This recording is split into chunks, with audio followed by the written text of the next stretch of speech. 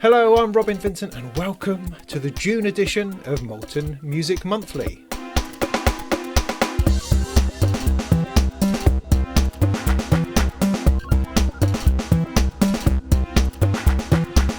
It's been quite a controversial month and we seem to have lost any sense of perspective, and our ability to talk about our industry just seems to have plummeted down the toilet. But don't worry, I've got lots of jolly gear to talk about. Yay! So coming up this month, the Board Brain Music have the ADAT to Eurorack module that I've been waiting for. ASIO for All gets a fabulous update. Black Corporation replicates the Jupiter 8. Tracktion has an overpowered FM synth and a magical abyss full of tonal morphing colorizations. XAOC updates the Moskwa rotosequencer. Despatch will modulate your world. Plinky is a remarkably cool sounding mess of a synthesizer. Strombox has some boxy Eurorack cases. Studio Electronics adds even more filters and calls it the SE3X. Tenderfoot has Source, Confluence and a load of other modules. Windows 11 is looking pretty snazzy. Sampleson create an infinitely variable electric piano. Befaco revolutionise your variations with the Morphader. Imaginando revolutionise your visuals with the visual synthesizer. Novation finally comes up with the circuit rhythm. Krotos Concept 2 goes granular. Endorphines wakes up and remembers their trip to Mars. Synths has a drum machine coming out. Moog finds themselves in a spot of bother. And who's going to Superbooth 21? But first, let's kick off with Behringer. It's been a bumper month for Behringer, I think it's fair to say. They've had all sorts of shenanigans going on. Bit over here, bit of this, development, sounds, new releases, potential releases, new stuff, old stuff. It's a crazy time over in the music tribe. We got a fascinating update on their DS80, the CS80 clone, which looks like it's coming along apace, but it's taking time because these things are bloody hard. I mean, Behringer keep going on about how it's actually harder to recreate something than to invent something new. And sometimes that's probably true because they're trying to produce an authentic sound that sounds like something from 30, 40 years ago. And I imagine, yes, that is difficult. And they showed a photo of a bit of old circuit board sitting next to another bit of old circuit board, and their engineer at Midas, John Price, working, beavering away on trying to get all these things right. And I think they essentially said that the CS80 is coming along. They've pretty much aced the voice and the sound of it. They've just got to kind of bring all the elements together, which is quite exciting. It's an exciting thing to think that we could have a clone of the CS80 that's affordable and usable and built as a synthesizer. Now, of course, nothing against any other clones of the CS80, like perhaps the Descartes Dream, which is an awesome thing on of itself. But this, of course, is going to be something different. Something, at the same time more authentic and yet more affordable and sort of cheaper and a little bit nastier, perhaps, and not quite as elegant or not. Well, who knows? You've got to put these things side by side really to find out. But it's an exciting thing. At the same time, they've been showing off the sounds of their Oberheim clone, the UBXA, I think it is, which again is just almost nearly there. It's as complete as a keyboard, and they're playing sound from it, and it sounds like an Oberheim synth. What can I say? And that is tantalizingly close now to shipping.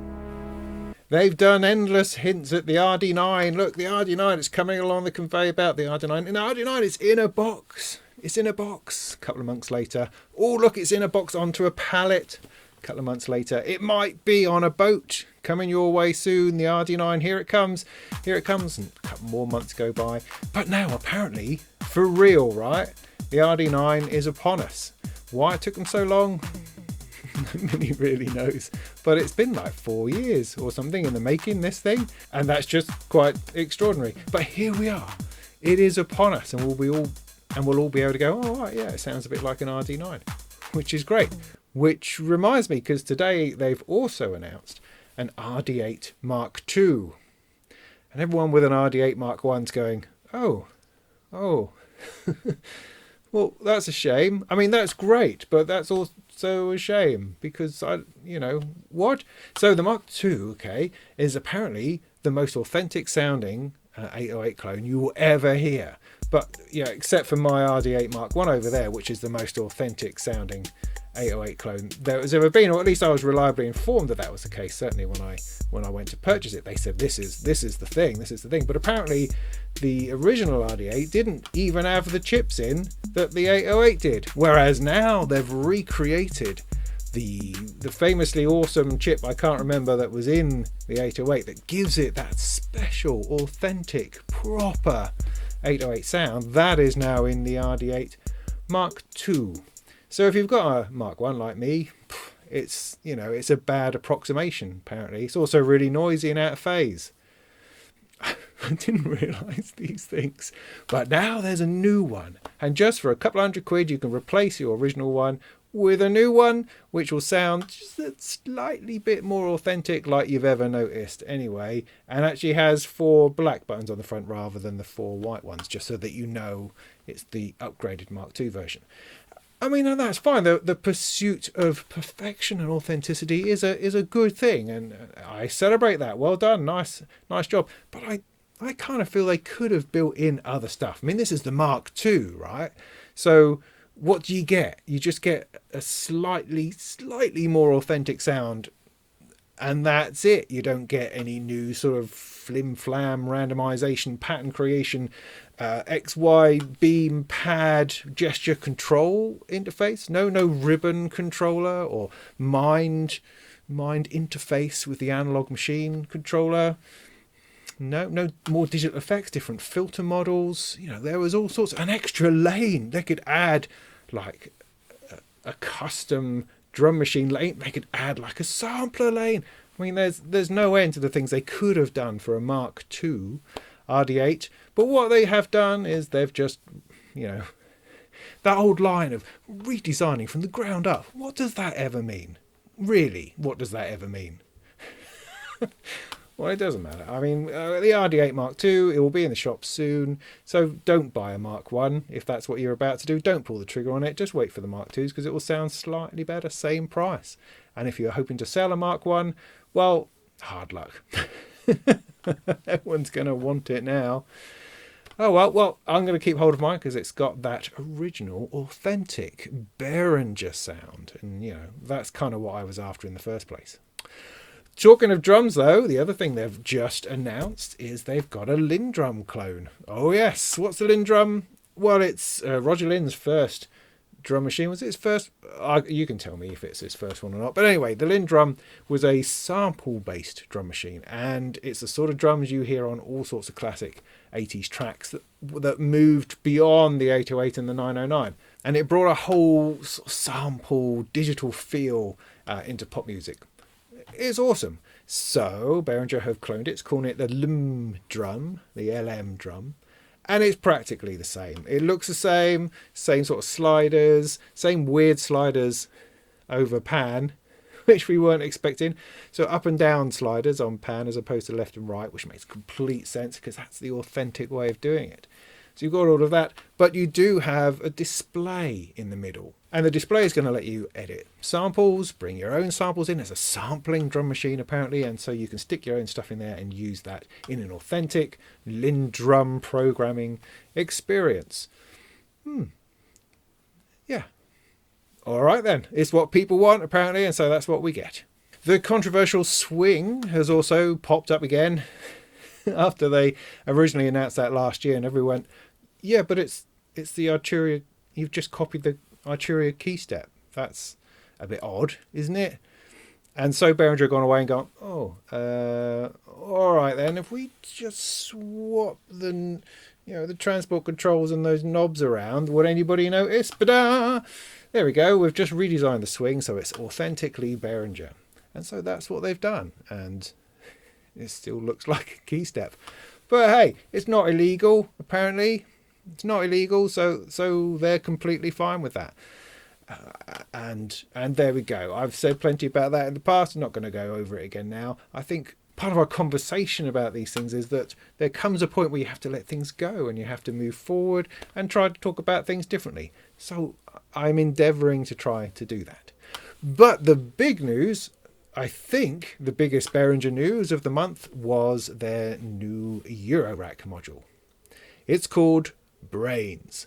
Now, I didn't twig this to start with, is that Brains is essentially braids, but with an N rather than a D at the end. I didn't see that at all, because what this module is a clone of the Mutable Instruments Platts, which was the descendant of the braids, if you're getting the connection. Does the connection matter? No, probably not. Anyway, Behringer's new dive into Eurorack proper. This is not like recreating the 2500 in Eurorack, or a Moog thing in Eurorack, or a System 100 in Eurorack. This is actual Eurorack for Eurorack. And their first module is a play on an open source Mutable Instruments module. And that's fine. What was fascinating to me was the reaction. The reaction out there in the world was bizarre, to say the least. I mean, I knew about this a little bit ahead of the curve, because they're going to send me one to review for Sound on Sound, although it hasn't come through yet, so I haven't actually had a proper look at it. But when the information came through, I looked at it and thought, yeah, all right, fair enough. So you've taken the plates oscillators, put those inside a module. Okay, that's open source. A lot of people do that. There's a lot of them about. That's fine. You've added a few algorithms of your own. Oh, that's nice. Put a display on it. Oh, that's funky. Is that it? Any other difference? They said, no, not really, but it's not a clone. Obviously, it's all our own design, just using some open source technology as well as our own engineering. You go, okay, so you put it side by side with the Platts and go, well, no, it is the same, isn't it? Isn't it? You've just added a couple of algorithms, which is exactly what Arturia did in the Microfreak. In the Microfreak, they've got all the Platts oscillators as well, plus a handful of their own. So Behringer have essentially done that same thing, and there's nothing wrong in doing so. It's completely fine. It's open source. They're allowed to do it commercially. There you go. They're going to sell it cheap, and it will help a lot of people expand the sound palette of their Euroracks for very little money. That's great. But people out there were going nuts. It was like, this is the one, right? That's it. I'm burning all my Behringer gear. That's it. No more. This is the last straw. This one? Really? This one? The last straw? I mean, this is really mild compared to some of the other crap they've been doing. I mean, really? There's loads of these about. There's plenty of competition for this. It's kind of like, oh, really? It feels, if anything, it feels a little bit lazy. Like, oh, right, okay. Another Platts. I mean, there's nothing about this module other than its price, really, that's saying, oh, this would be great, because the Mutable Instruments Platts is already great, and it's a beautiful piece of work. It's a beautiful module. It looks gorgeous in your rack. Everything about it, the design, the feel, the vibe, the colours, just beautifully judged. Because that's what Mutable Instruments are, beautifully judged, I have to say. Yes, definitely. Whereas this is not beautiful at all. It's very utility. It's very straightforward. They've got the display on there, which is quite nice. You know, that's a tiny change away from what other people have done. And so that's a nice thing to have. But that right next to it is a really pug-ugly USB socket. Why put that on there? Apparently it's for firmware updates to make those easy. Right, how often am I going to have to be doing that? Am I doing that every week? Because really, it's no fuss taking a module out of a rack and plugging something into the back of it. Honestly, it just looks horrible. There's that. But anyway, as I say, it's just a Platts clone. It's sort of no big deal. Now, if this means that they're now going to be doing all the rest of the Mutable Instruments modules, then I think that seems a bit unnecessary and maybe a bit of a shame, because there's so many other things they could be doing. And that's really my vibe with Behringer at the moment, is that they have these fantastic resources. They have these fantastic engineers. They're working with many boutique manufacturers and people to produce awesome work. I mean, John Price working on his CS80 clone at Midas in Manchester, just fantastic. I mean, what a world that guy's having at the moment. That must be awesome. The 2500 modules from Rob Keeble, fantastic. I think Behringer is a great enabler of people to produce fantastic work with synthesizers. So why just grab something open source and stick it in a module? Why do that? Yeah, you've just invested a whole load of R&D into making a tiny bit better RD8. You could take some of that and make some fantastic Eurorack modules. You could. You know, you don't have to produce a maths. I don't think anybody's that interested, but you could be doing fantastically interesting things. You don't have to produce a clouds, but I'm expecting you to do so. You could be producing an incredible reverb that just goes on forever within your own stuff. You know, take your TC stuff, put that inside a Eurorack module. There's a whole load of stuff you could be doing rather than just, cloning something that's open source. But as I say, I was very surprised by the reaction. I just thought it was a bit of a mild one, but apparently not. People went crazy as they do. And I think that's part of the problem. We just need to get a sense of perspective on gear and how it affects our lives. I mean, sure, if a company does something awful like the swing thing, I mean, that's just terrible. I mean, Uli Behringer has weighed in again because of the reaction, I think, to the brains. And it's essentially to say that he doesn't care.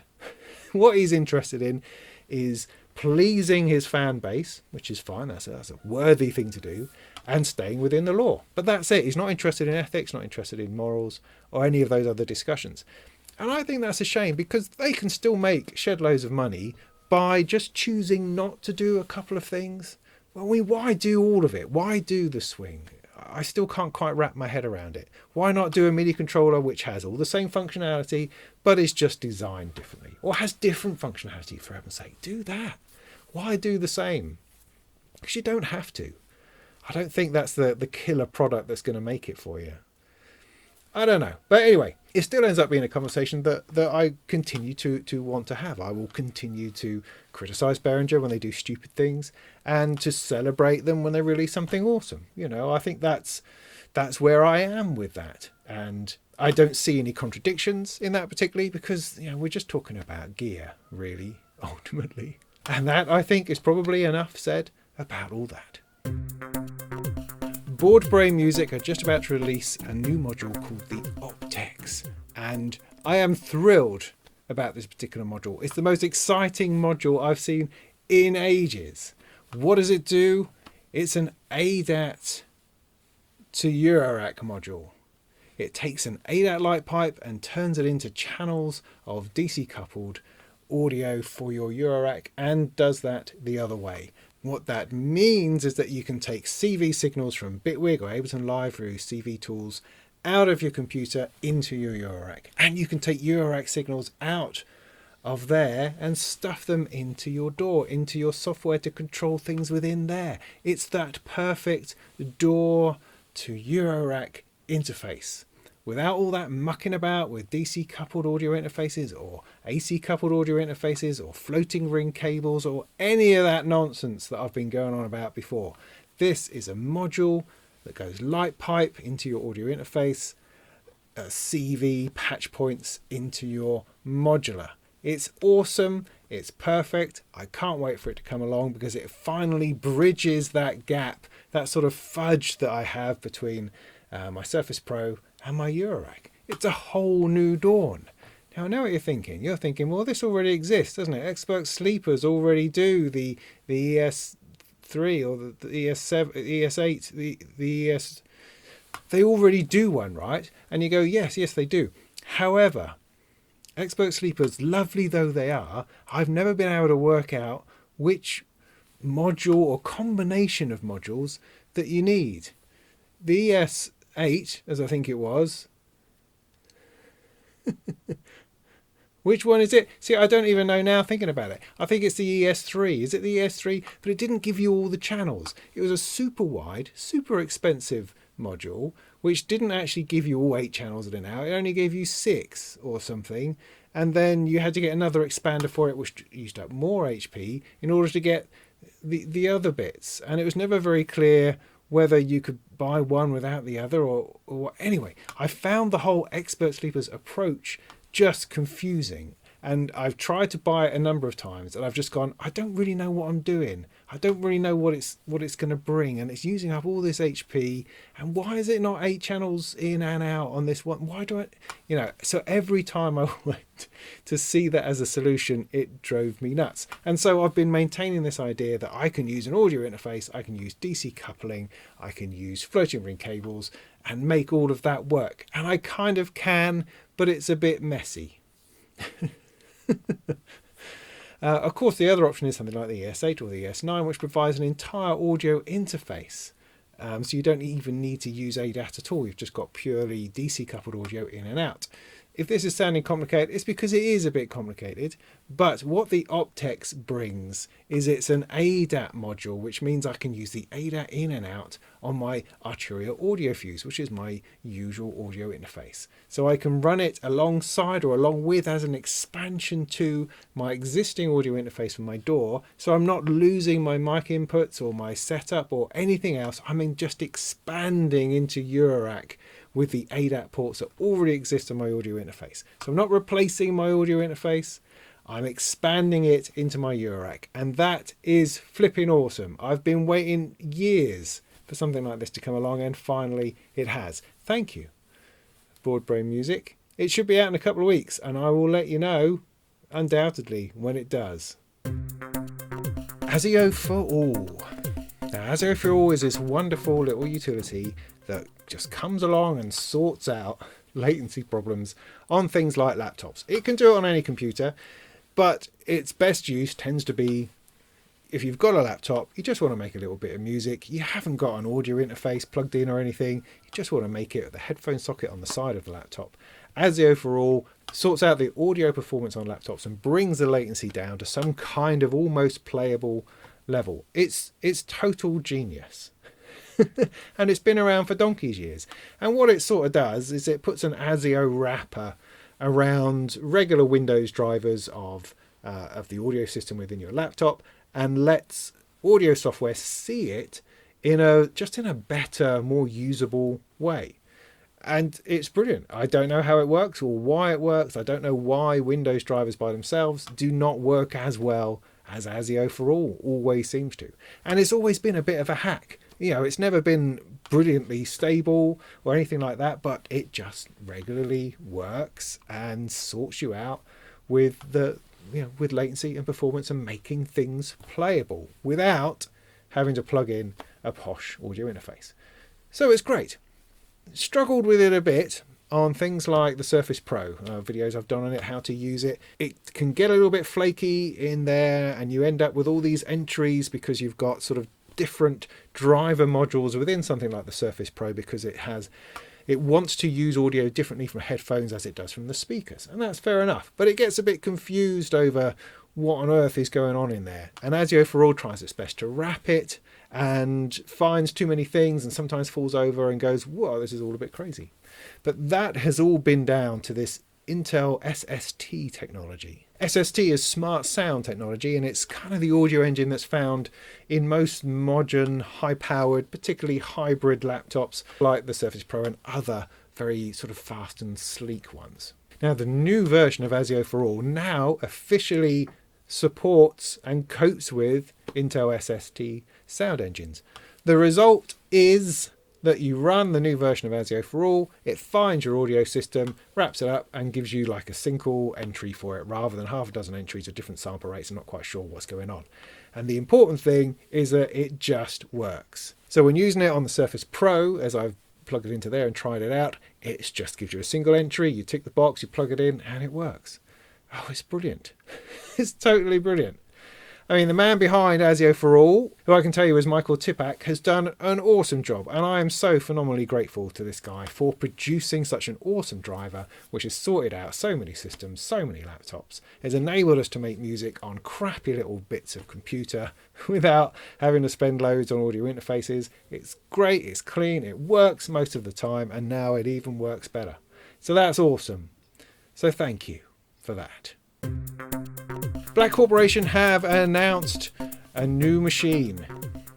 It's called, I'm not entirely sure what it's called. It's called ISE-NIN, ISE-NIN. I've not heard someone speak it out loud.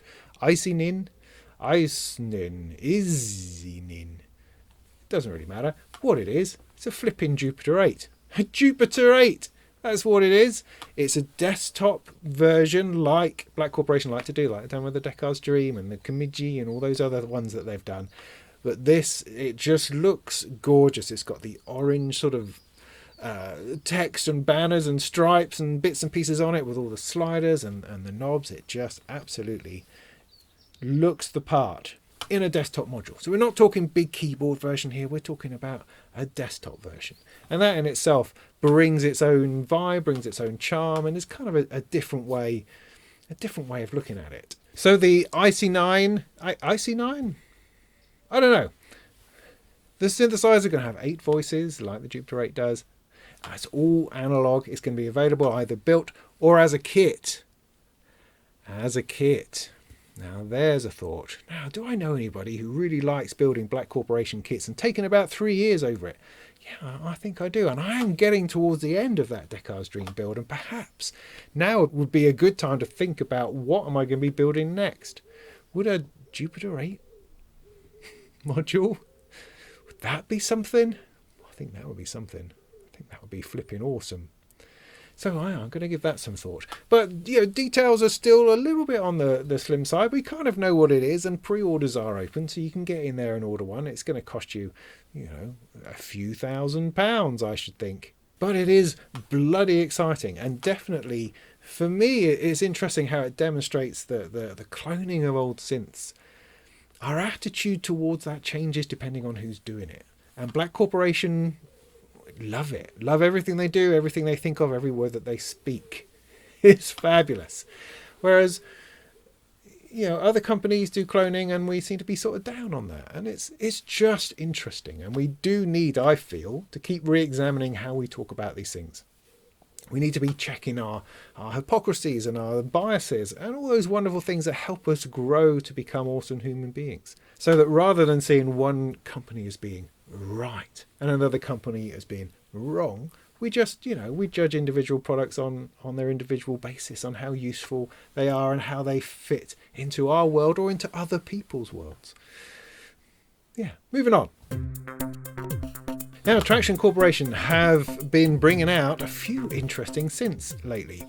I really should talk to them or something and find out exactly what's behind all of this, because I get the impression that they're just sort of hooking up with interesting people who are developing things and kind of giving them a platform. So it becomes a Tracktion synth, even though it's kind of developed by somebody else, and it just comes under that Tracktion umbrella. It's a nice idea because they appear to be supporting people who are producing this software by themselves, and it really does give them a leg up in terms of publicity and reach and range. And so it's a really, really, really positive thing, I believe. The first one this month, they've got 2. They have 2 this month. The first one is called F'Em. It's F apostrophe EM. F'Em. FM. Let's say FM, shall we? Because that's obviously what it is. It's an FM synthesizer, software synthesizer with 11 operators. Now remember, the DX7 has 6 operators, right? DX100 4 operators. So this is 11 operators. What does that mean? Oh, you've just got a whole bank of oscillators which can all be via a matrix rooted into each other, so that you can have modulators and carriers coming out of your ears. It's fantastic, and of course, because of all of these operators, you can potentially make incredibly complex sounds, if that's what you want, or you just calm it down and make sort of more regular complex FM sounds.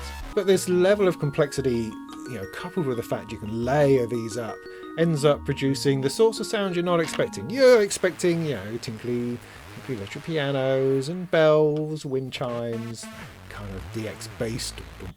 But no, this is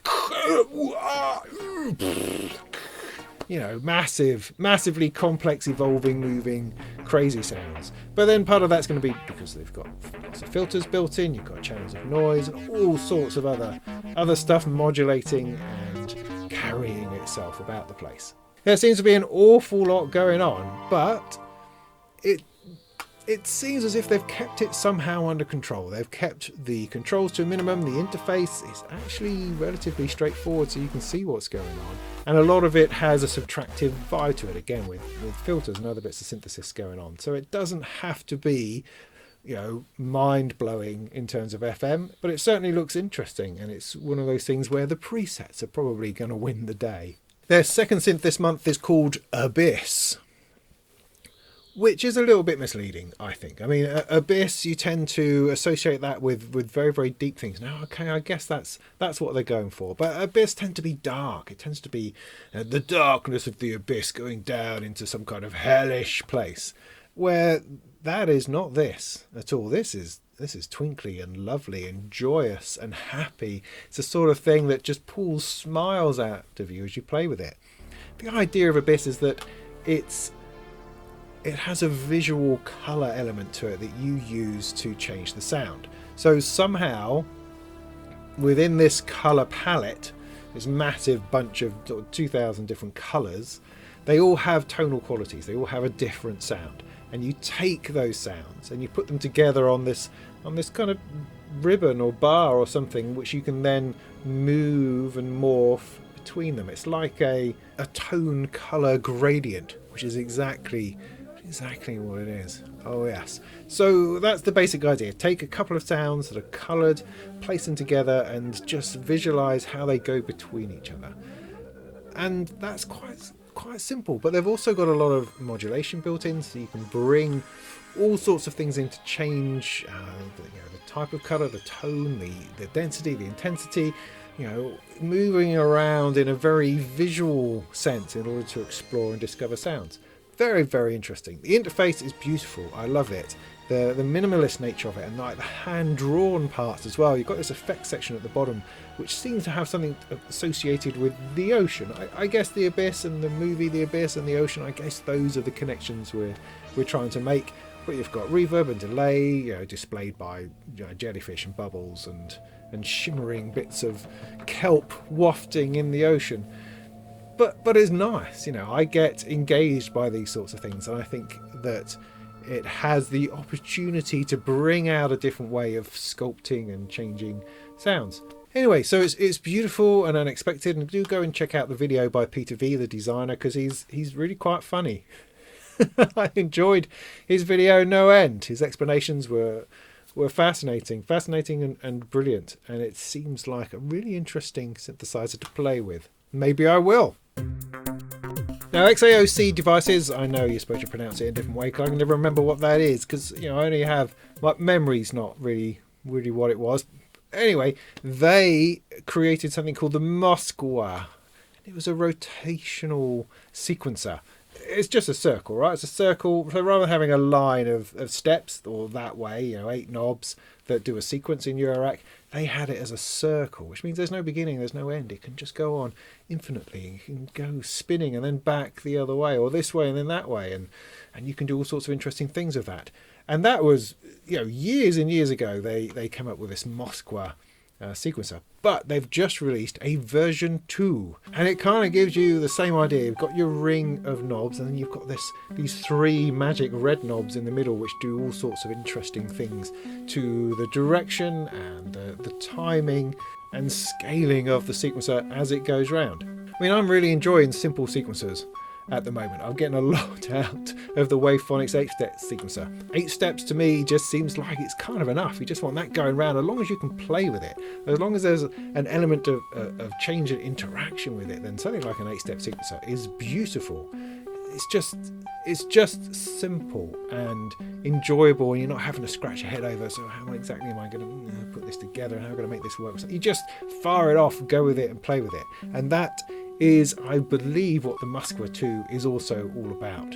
They've built a lot of interesting things into it, like a couple of randomization circuits. They've also got quantization and scaling in there, so you can dial in all sorts of pitch quantization to make sure that it's only kicking out the sort of voltages you want it to.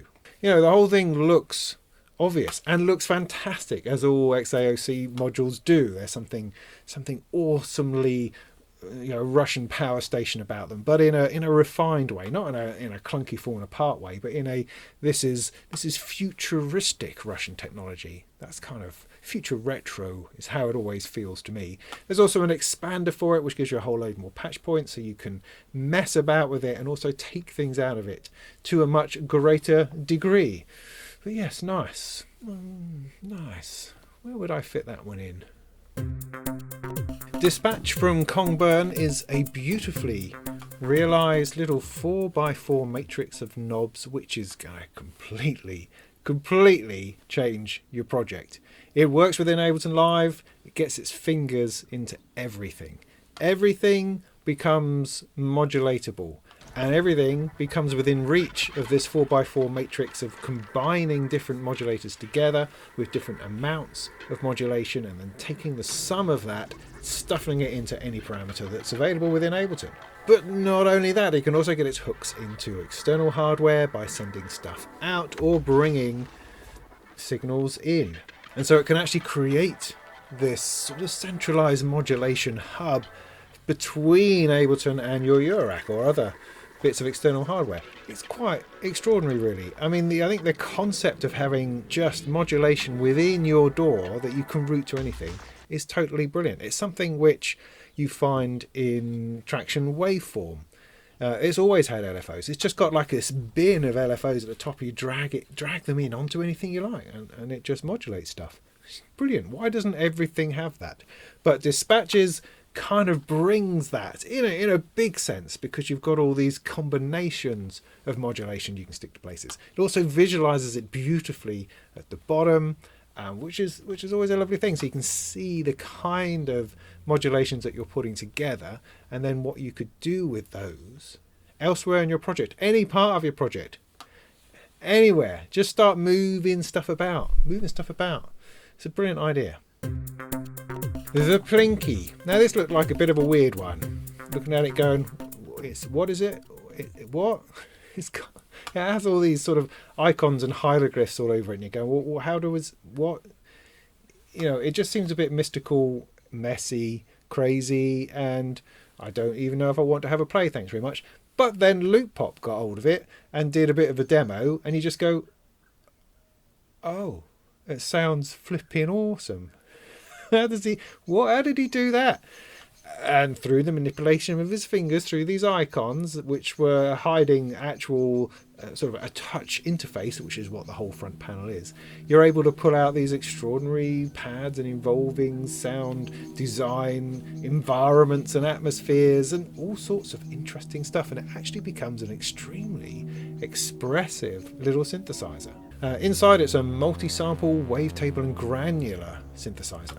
And one of the best things is you have to build it yourself. It comes as a kit. I mean, it's not a difficult kit, I would say. It's mostly putting knobs on, but, well, not knobs on, putting patch sockets. Putting the hardware on and putting it together, I think perhaps is more accurate.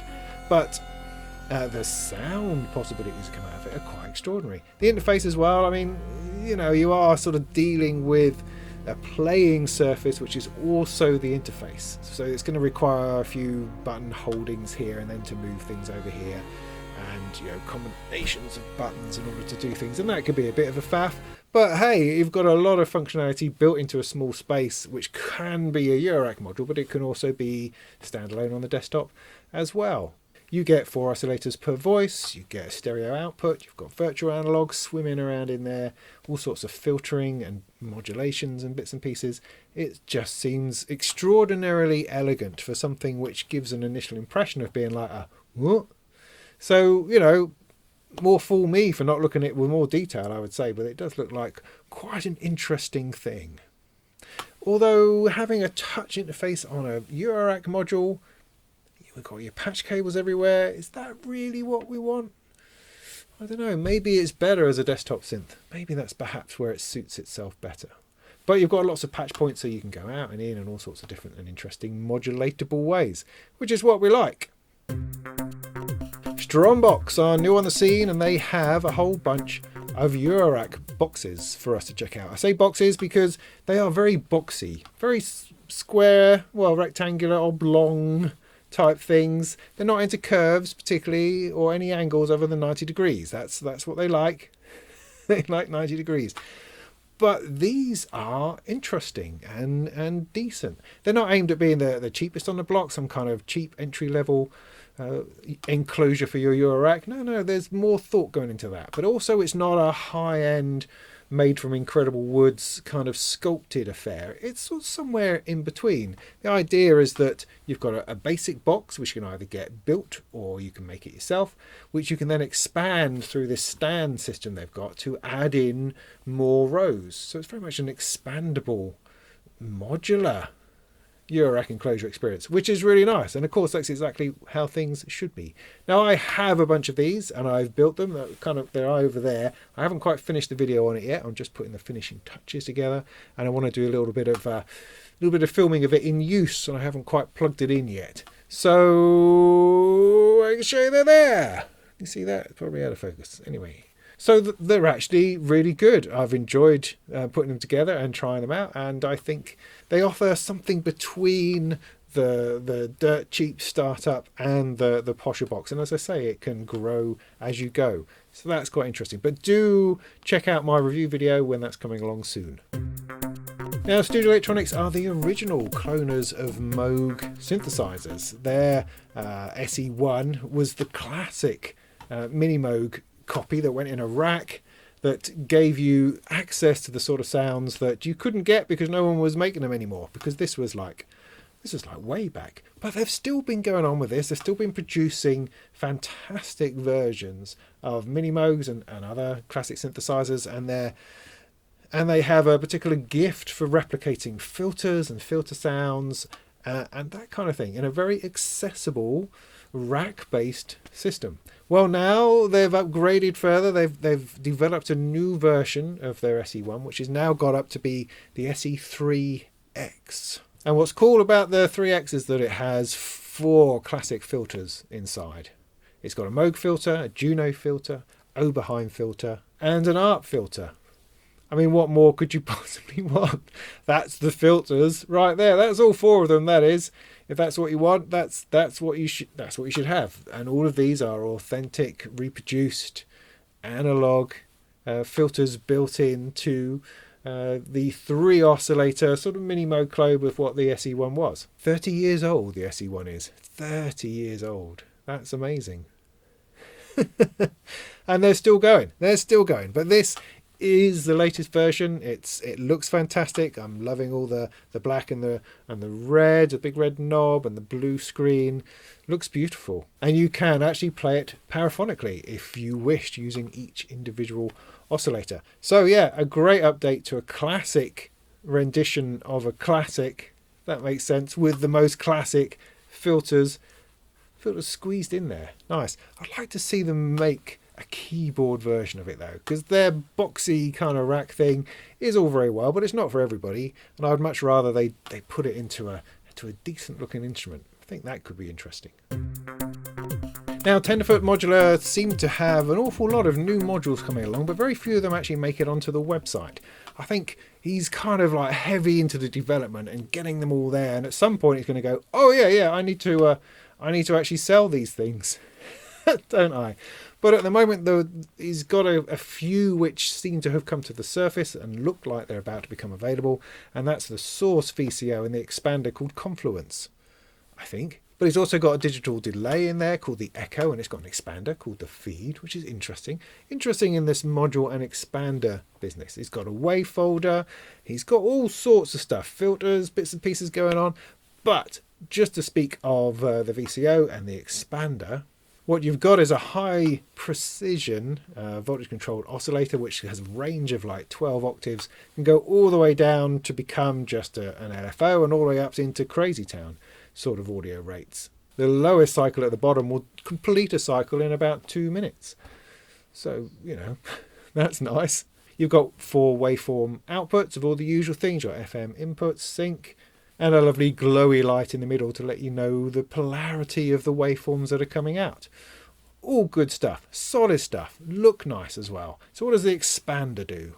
Well, the expander brings in some waveform mixing, because in the original oscillator, as you do on many oscillators, you get individual outputs on those waveforms. With the Confluence expander, it gives you a mixer, so you can mix a couple of different waveforms together and get different outputs that way. It also provides a sub output and a noise generator as well.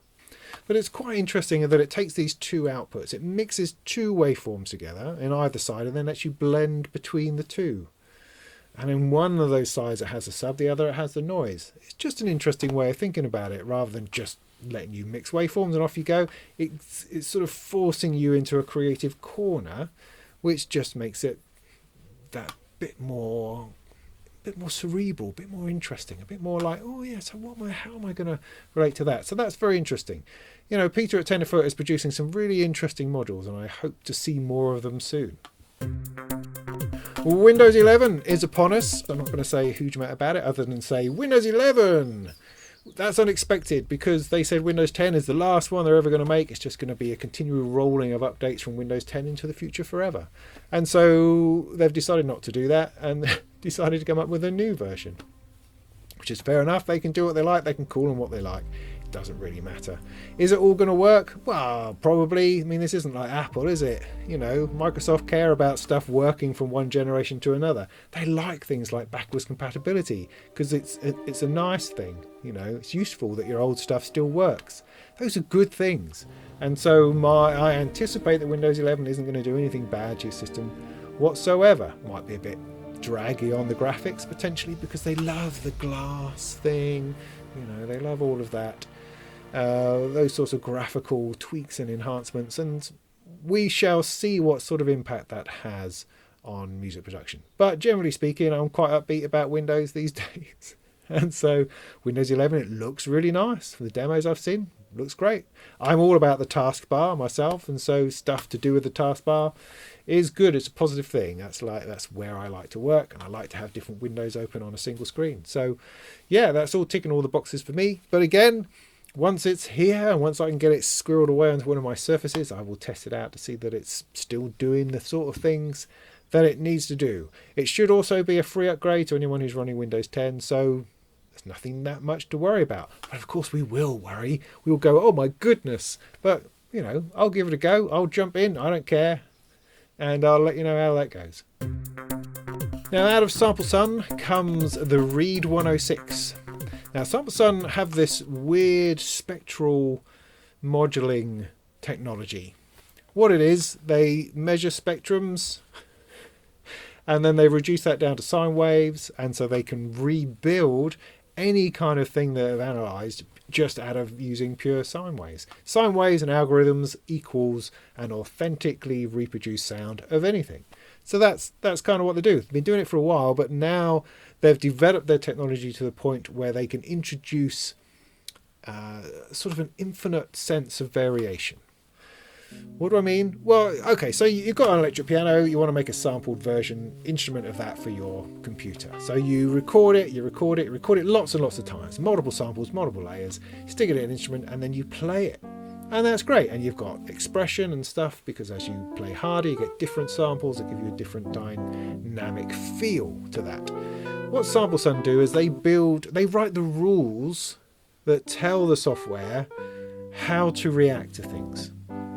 So as you play harder, it pulls, you know, through different maths and different sine waves and put those together in order to create the sound. I'm not explaining this very well, but that results in a very authentic sounding and responsive machine without actually using samples at all. Just got a little bunch of sine waves, which is fascinating. But with their latest version, they've introduced these sort of variations so that every time you hit a key, it's not going to be the same as the one before. It will always be different.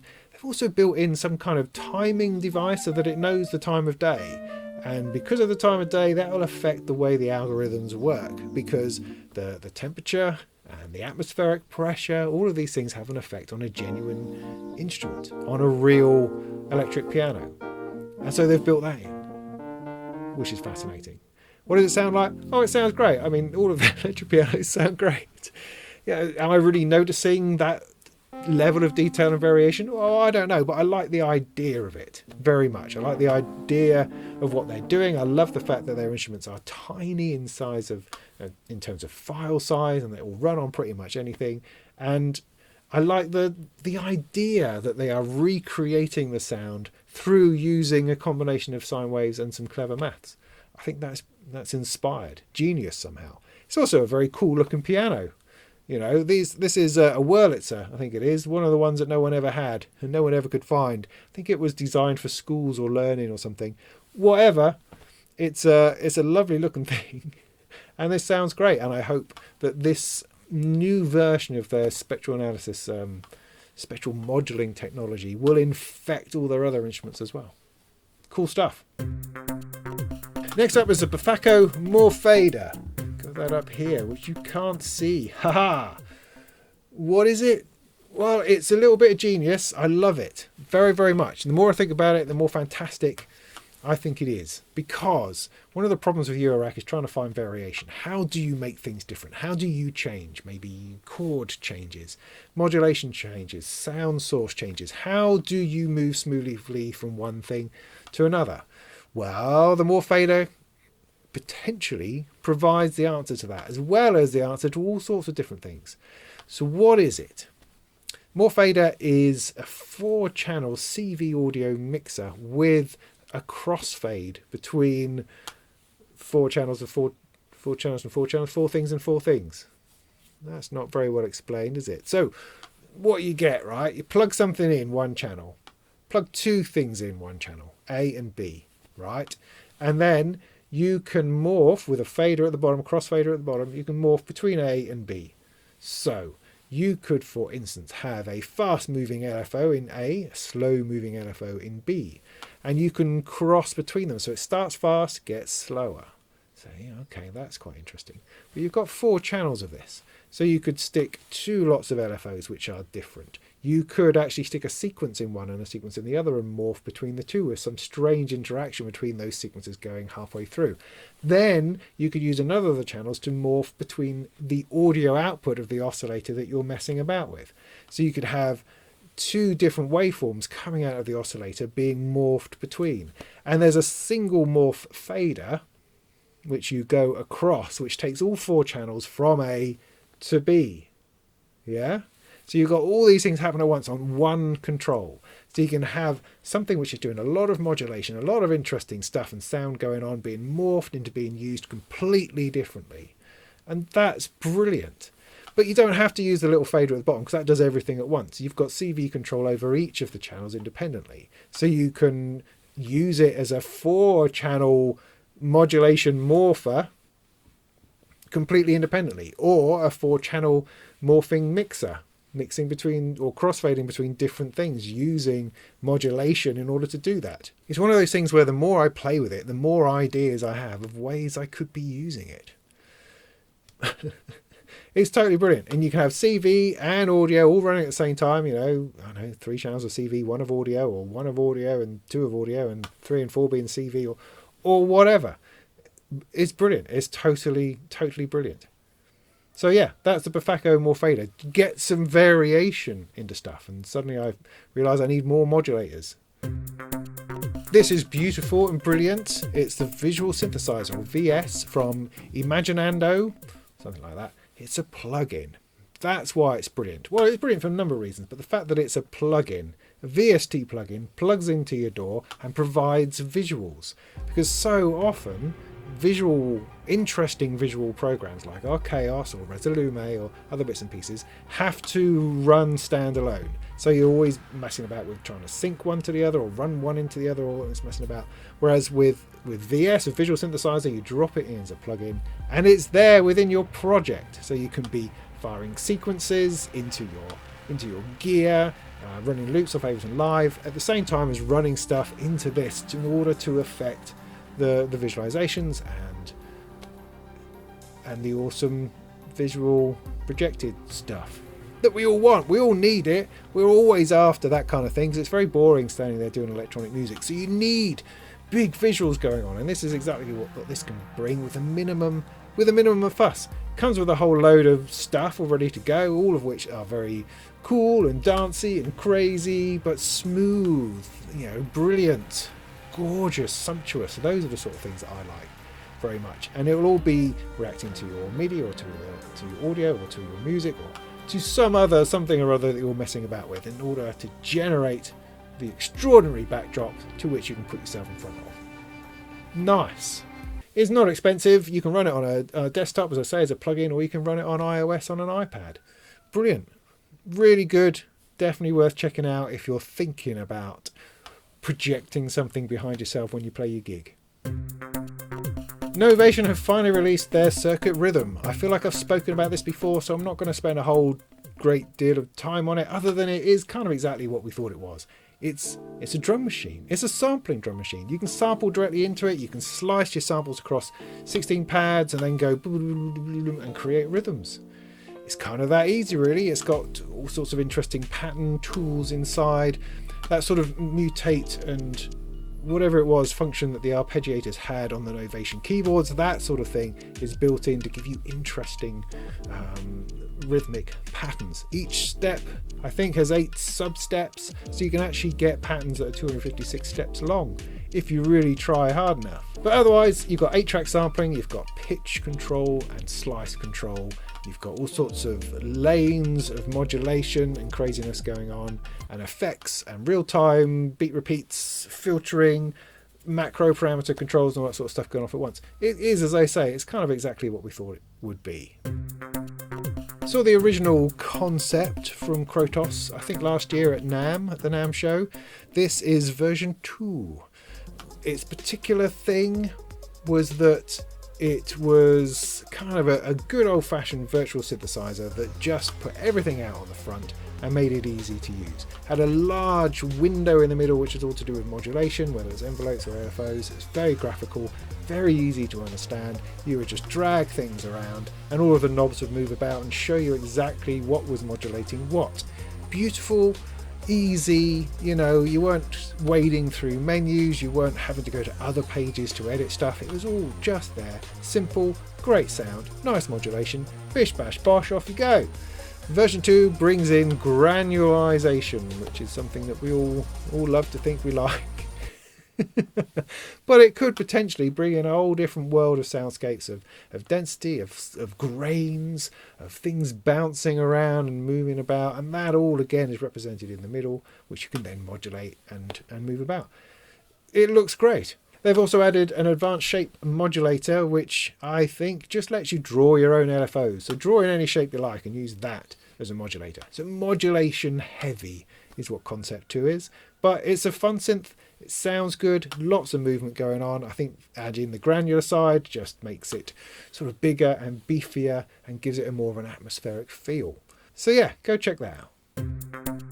Endorphines have a couple of new modules. One's called Total Recall, which was my reference to Mars. And the other one's called Two of Cups, which I don't know. Something's lost in translation there, I think. I've missed that one. But anyway, Total Recall actually has shades of the Befaco Morphader about it.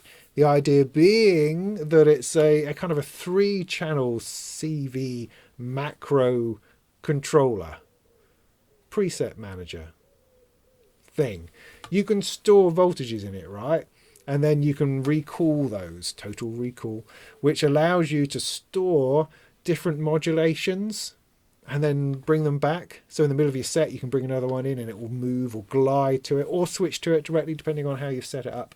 And that could allow you to create variations and changes and all sorts of interesting things within your rack. It has different ways of working. As I say, you can just generate 3 voltages to a preset, or you can use a single knob to control 3 CV outputs. So you can control 3 different things with a single knob, which is quite interesting. And you can set offsets and ranges within each of those CV channels so that you can control exactly what it is that you want to do just with a single knob.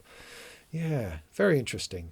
Two of Cups is a 2-channel sample player. Stick a sample in, have it play back. It has 8 banks of 24 samples. Each bank, you can load a bank into each channel and then sweep it about using CV or using the knob. So that allows you to create sort of chains and patterns of stuff by throwing at a whole bunch of triggers or gates at certain CV levels. Quite interesting. It's simple, experimental, just throw your samples in and off you go, or use the ones which are included and created by Julia Bondar, the very face of Endorphins. She's provided the preset banks, which is pretty awesome. From Erica Synths and Sonic Potions, we have the LXR-02.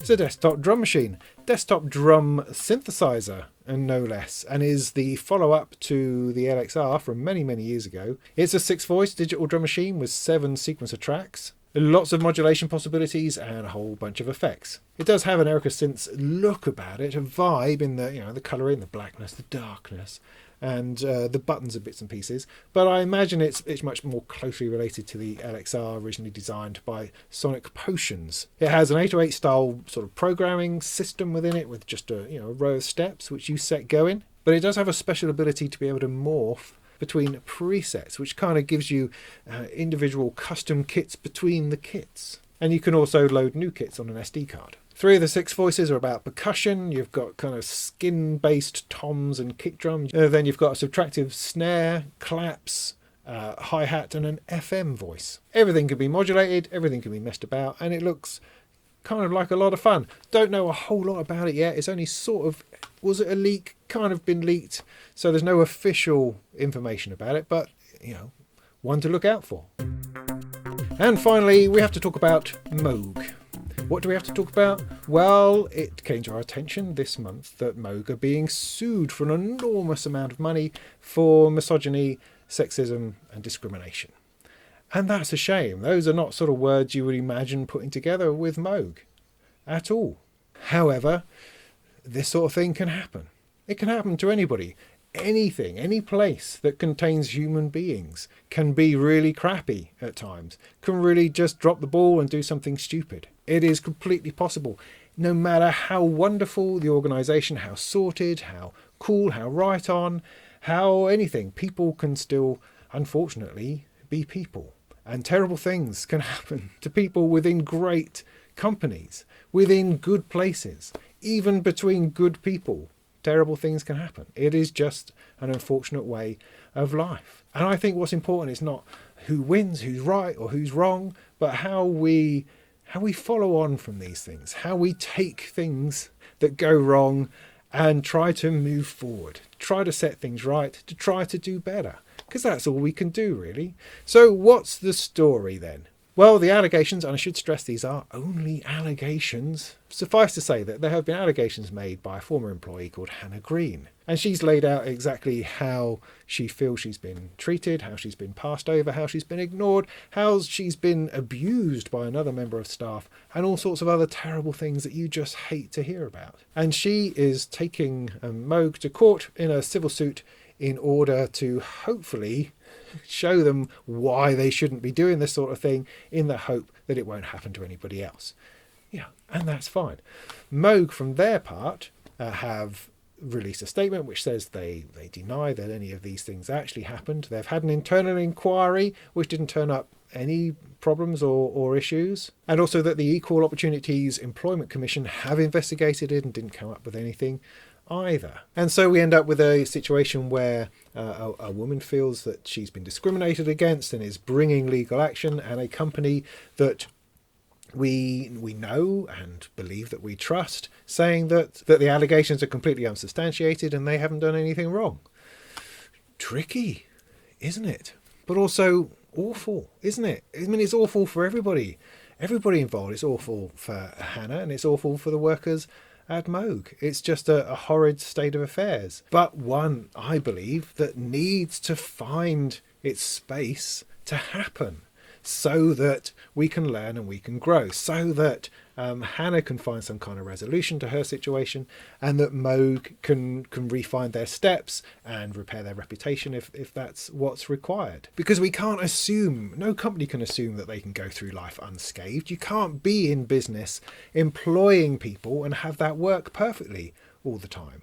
Now, it may be that there are absolutely no truth to any of the allegations, but that does seem rather unlikely. But if there is no truth, it's still an opportunity to look at ourselves and go, well, something has gone wrong in this relationship between this human being and this company. And that is something that is an ideal situation to learn from and to move forward and to go, yeah, all right, well, things didn't go right there. Let's do that better. I mean, I wrote this up for Gear News because I'd read the original article in the Asheville something or other newspaper that had brought the allegations to our attention, and it was a very one-sided article. It was all about Hannah's allegations, which is fine, and it was, that information is important and it's good to have that out there. It's good to hear her story, but it had no reaction from Moog at all, and Moog say that they were never approached for any comment about it, and that's a bit of a shame. So when I saw that and thought about it and thought about how is it best to report on this, it felt really important to get Moog's point of view. And so at Gear News, we trotted off to our Moog rep and asked, do they have any thoughts on this? Because this is something I think we need to talk about. And it was strange how people weren't talking about it. Large chunks of the internet who usually get upset about these sorts of things were quite quiet, unexpectedly quiet. But then this is Moog, you see, and Moog is one of those companies that fills us full of joy and happiness and love and stuff. And so it shows our bias, because we're all biased. We are absolutely all biased. We make judgments. We feel differently about different companies because of the way we see or perceive their behavior. And that affects the way that we think about it and talk about it. It's fascinating, really. Anyway, I felt it was really important to hear from Moog on it. And so we waited until we'd had their response before publishing what I'd written about the allegations. And they sent us a statement, which was great, although it was great, but also disappointing because it was very much a corporate statement. Now, absolutely, if they are in the middle of some kind of legal battle with the woman in question, then they, I guess, have to stick very, very firmly to the company line. This is our statement. We're not going to enter into anything else because it's in the middle of a massive legal dispute where we could be fined $1 million. So, fair enough. But I had kind of hoped that Moog would just be a little bit more human about it. That they would go, oh, this terrible thing has happened and we really had a bad experience with this particular member of staff and things didn't go right. And we are, looking to sort that out. But as far as we can see, we're not sure what went wrong because we didn't seem to we don't recognise all of the allegations that she's made. And, you just felt like you wanted something human, something real, rather than this kind of rather stale statement of we did nothing wrong, we've investigated it, found nothing wrong, all of these things are unsubstantiated and we can't say any more because we're going to court. It's kind of, okay, all right, well, there we have it. So, and there kind of we have to leave it because they're going to court over it, and I guess we'll find out the result at some point to see what the story is. I mean, nobody wants Moog to be fined $1 million. Nobody wants that. But then nobody wants a work environment where people feel discriminated against or abused or in a position of danger from another colleague. Nobody wants that either. So, these are things that we have to hold in the air and hope that there is some kind of positive outcome from it all. Well, that'll do, I think. Just coming to the end of editing down this month's Molten Monthly, and it kind of feels like we're on a bit of a downer. And that's a shame, because we shouldn't be. We have so much extraordinary gear, so much extraordinary technology, so much inspiration and excitement and wonder at how these electrons pass through these different bits of components and generate sound modulation and sonic and tonal possibilities. We live in extraordinary times with extraordinary gear and access to things we couldn't possibly have believed before. And if only we could just be decent people to one another, then the whole thing could be elevated beyond the realms of our meagre understanding into something just even more beautiful. So I thought I'd leave you with something unexpected. I will leave you with the coziest of MIDI controllers, the Knitted Keyboard 2.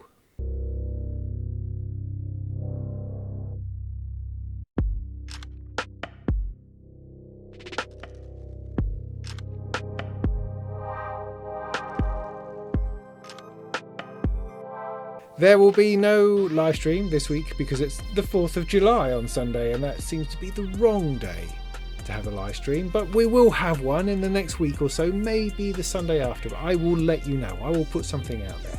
So please subscribe so that you hear these sort of notifications. Do follow us along on Instagram, on Twitter, on Facebook, on the website. Sign up to the newsletter. Come and join me on Patreon. Throw me a couple of quid so I can keep on making these extraordinary long monthly news videos to fill you full of gas and joy, because that's what we want. We want a bit of joyful gas, ultimately. And in the meantime, go and make some tunes.